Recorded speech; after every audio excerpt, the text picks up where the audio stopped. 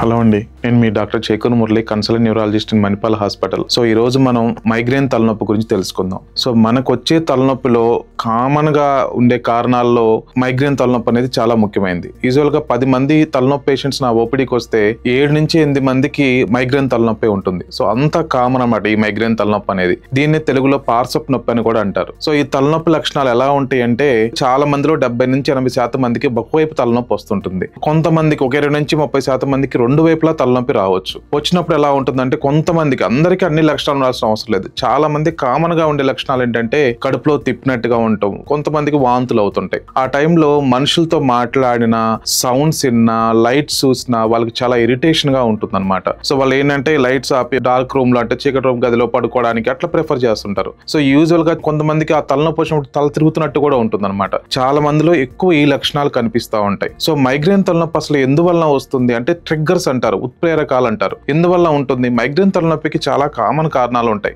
Suppose మనం time కి food తినలేదనుకోండి, వాళ్ళకి మైగ్రేన్ తలనొప్పి వచ్చేయచ్చు. ఎండలో బయటికి వెళ్ళినా, తర్వాత ఏదైనా విషయం గురించి స్ట్రెస్, టెన్షన్ పడుతున్నా గానీ, యూజువల్ గా ఈ మైగ్రేన్ తలనొప్పి అనేది ఆడవారిలో చాలా కామన్ గా ఉంటుంది అనమాట. 18 నుంచి 40 సంవత్సరాలు ఉన్న ఆడవారిలో కామన్ గా ఉంటుంది. సో యూజువల్ గా వాళ్ళకి మెన్స్ట్రువల్ సైకిల్ టైంలో కొంతమందికి మైగ్రేన్ తలనొప్పి వస్తుంటుంది. టైం కి తినకపోయినా, నిద్ర సరిగ్గా లేకపోయినా, నైట్ టైం ఎక్కువ ఫోన్స్ చూస్తున్నా గానీ, యూజువల్ గా ట్రిగ్గర్స్ ఉంటాయి. ఏదో ఒక స్ట్రెస్ పడుతున్నప్పుడు ఈ మైగ్రేన్ తలనొప్పి అనేది రావచ్చు. వచ్చినప్పుడు అసలు ఎలా నిర్ధారణ చేస్తాం మైగ్రేన్ తలనొప్పిని? పేషెంట్ చెప్పిన హిస్టరీని దీనికి డయాగ్నోస్ అనమాట. సిటీ స్కాన్, మైగ్రేన్ తలనొప్పి వచ్చిన వాళ్ళకి సిటీ స్కాన్, ఎంఆర్ఐ రెండు నార్మల్ గా ఉంటాయి, మేజర్ చేంజెస్ ఉండవు అనమాట. సో పేషెంట్ హిస్టరీ, ఈ లక్షణాలు చెప్తున్నాడు, నాకు నెలకు అప్పుడప్పుడు ఒకసారి వస్తుందంటే, ఇది దాన్ని బట్టి మనం వ్యాధి నిర్ధారణ చేసేయచ్చు. ఇది కామన్ గా వచ్చే తలనొప్పి. సో మైగ్రేన్ తలనొప్పి వచ్చినప్పుడు ట్రీట్మెంట్ ఎలా తీసుకోవాలి? 2 రకాల ట్రీట్మెంట్స్ ఉంటాయి. వచ్చినప్పుడు వాడే టాబ్లెట్స్, రాకుండా వాడే టాబ్లెట్స్. సో వచ్చినప్పుడు యూజువల్ గా మనం కొన్ని రకాల టాబ్లెట్స్ తో ఇమీడియట్ గా రిలీఫ్ వస్తుంది. కానీ రెగ్యులర్ గా, అంటే కోర్స్ లాగా ఎప్పుడు వాడాలి? రాకుండా మనం నివారించే టాబ్లెట్స్ అన్నమాట, ప్రొఫైలాక్టిక్ డ్రగ్స్ అంటాం. అది ఎప్పుడు వాడాలంటే,